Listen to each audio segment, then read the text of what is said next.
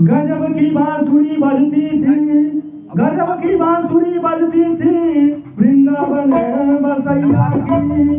तारीफ मुरली की करूं या मुरलीधर कन्हैया की। जहाँ चलता ना था तीर और कमानों से, जहाँ चलता ना था तीर और कमानों से विजय अकबर की होती थी वहाँ मुरली की तानों से। मुरली की तान सुनी, मुरली की तान सुनी सब रिझ जाती थी। दिल पत्थर का क्यों न हो वो भी मोम बनता।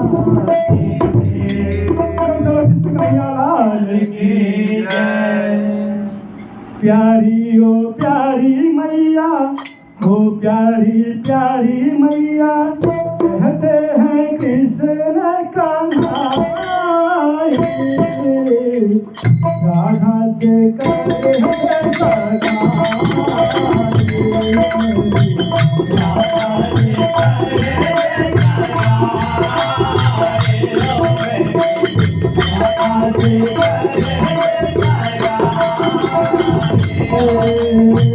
प्यारी ओ प्यारी मैया, ओ प्यारी प्यारी मैया, कहते हैं कृष्ण कान्हा